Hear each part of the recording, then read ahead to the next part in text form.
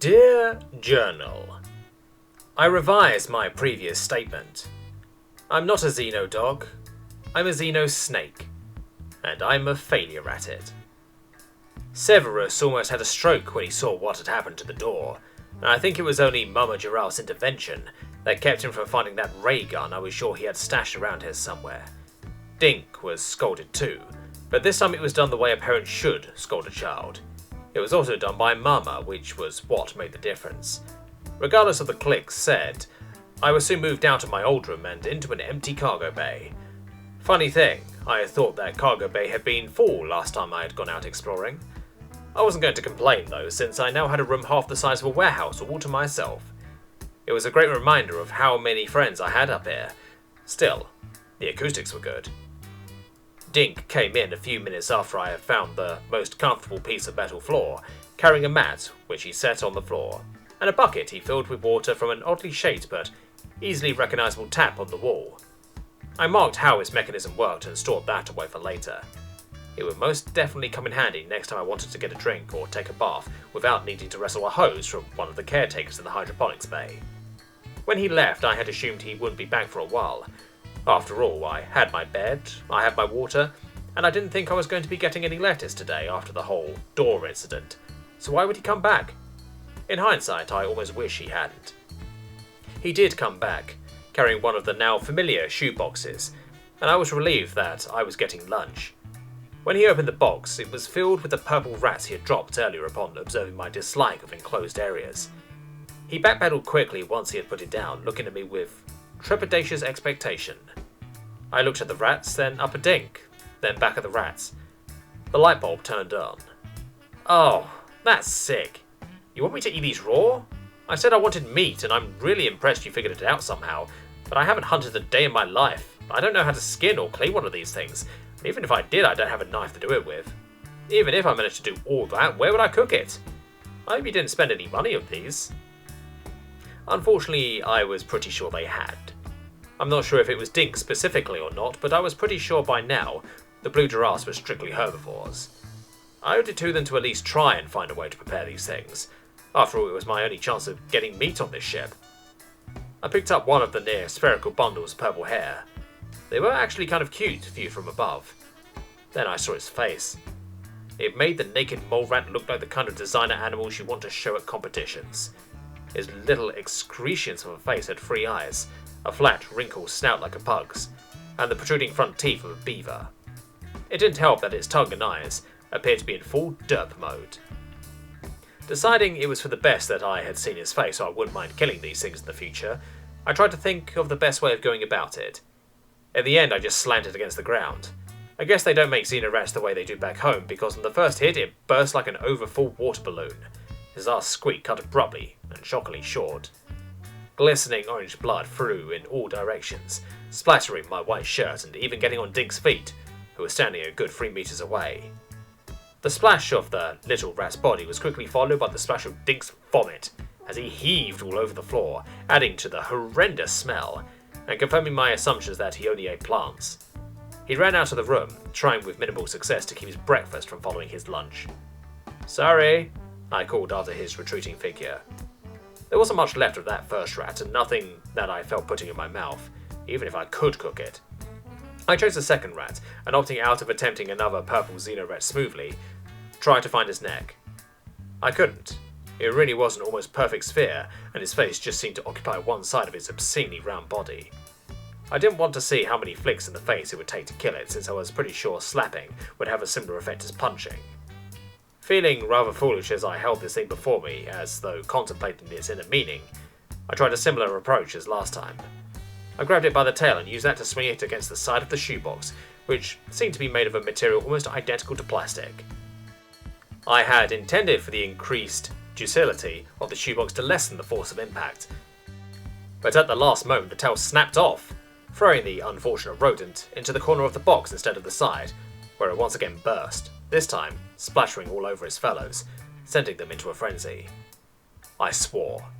Getting frustrated, I snatched one by pinching some of the excess skin on his back and yanking it up with a snap of my wrist.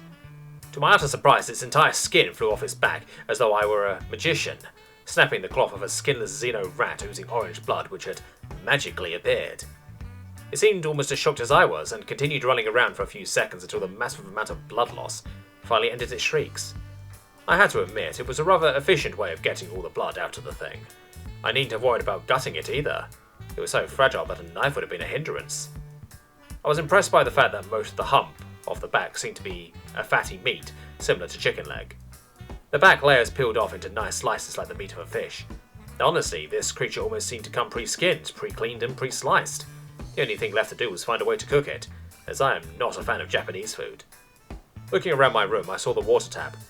If each of these cargo bays had been built with basic utilities so that virtually any form of cargo could be stored in them, then it was reasonable to assume there had to be some form of power outlet nearby. I couldn't see any, although I didn't know exactly what I was looking for. I looked up and saw a plethora of pipes with varying diameters. I didn't have the fuzziest as to how FTL worked, but those Trekkies and Star Wars fans always seem to be talking about plasma, and if anyone even had the slightest idea of how FTL might function, I supposed it would be them, or someone way beyond my IQ level. I didn't have any better idea, so I walked over to the nearest wall, which, having been made for strictly utilitarian purposes, was pockmarked with various boxes and holes, making it a simple matter to climb to the ceiling. Once I could reach the various pipes, I moved my hand close to them, hoping to feel heat. If they were going to make a pipe which was going to hold plasma, it probably would be such an effective insulator I wouldn't feel anything, but it was best to check. I got lucky. I found a pipe that I doubted I could touch without suffering severe burns in seconds. I climbed half the way down, then fell the rest of the 10-meter drop in what I would like to say was a purposeful action.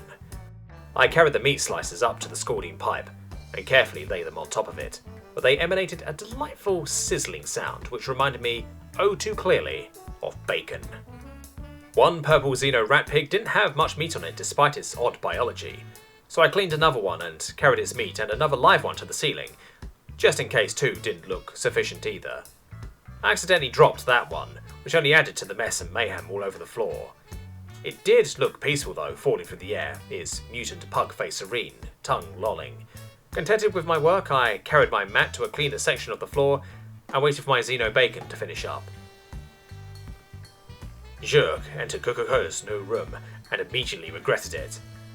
After he had decided to show his displeasure with being locked into the medical bay by somehow ripping off its door, Tshirt felt fortunate that she had been able to stop Dzz from grabbing his pulse pistol and shooting Coca-Cola right there.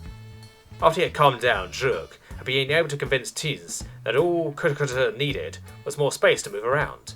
He was a lively fellow, to put it lightly, and the medical bay was one of the smallest rooms on the ship. She had suggested Cargo Bay 9, as it had just been vacated due to a successful discussion with the Tormix trade cruiser. A mere 30 minutes after moving into his new home, Vitiv had come stumbling into Cargo Bay 12, where the replacement parts of the ship were stored, crying, gagging, and trying to speak at the same time. She quickly guessed the reason for the problem, and started walking as quickly as she could without looking panicked towards Cargo Bay 9. As she followed a trail of Vitiv's vomit, she quickened her pace, not even attempting to appear composed. She took the final few steps at a run, bursting into the compartment. She didn't know if it was the smell which immediately assaulted her nose or the sight which instantly burned itself into her eyes that made her vomit, but her stomach's contents were soon joining Vitiv's on the floor, along with what appeared to be a dizzy rat massacre. Bright orange blood spattered half the floor of the compartment, most of it seeming to come from a single rodent which had been crushed into the floor, with such force its body had left a blast radius of full 20 meters in diameter, to the point that there was barely enough matter in the DZ's body to create more than the outline of the circle. Another rat seemed to have shared a similar fate as the first, but most revolting of all was the storage container Vitiv had delivered the rats in. It appeared to have been ceremoniously drenched in blood, surrounded by countless glistening entrails, with the skins of 3 rats draped over its side. One rat remained in the box, but it appeared to have drowned in the blood of its comrades and wasn't moving. Either that or its poor little mind had snapped after what it had seen. Coca-Cola sat contentedly upon the mat Vitiv had brought him, eating the charred flesh of one of the rodents. His visage was equally as horrifying as his handiwork. His front was almost completely orange and wet, his face covered in splatters and squirts. Tshirt didn't think she had ever seen him so happy. She wondered why he had cooked the meat or how he had even done it. Something orange, hot and sticky, dripped onto her snout. She looked up and saw ragged shreds of meat draped over one of the plasma conduits on the ceiling. How had he gotten up there? How had he known those pipes were hot? Tshirt mentally added infrared vision to the already startling large list of dangerous biological characteristics cockatoos possessed. Her thoughts were interrupted by another drop of blood hitting her right between the eyes. Her roiling stomach happily grasped upon this excuse and heaved with all its might, emptying any remaining breakfast she had managed to retain and clawing for the dinner it had already discarded through traditional means. She stumbled her way out of the cargo bay, only to run into Tsz right outside the door. She thought for a moment that he had heard of Cookato's most recent escapades, but then his pale, fearful face snapped her back to reality. Zurika's ship just decloaked 10 kilometers off our port side, he breathed. He told us to power down our engines and ready the port docking module. He's here to make good on his promises.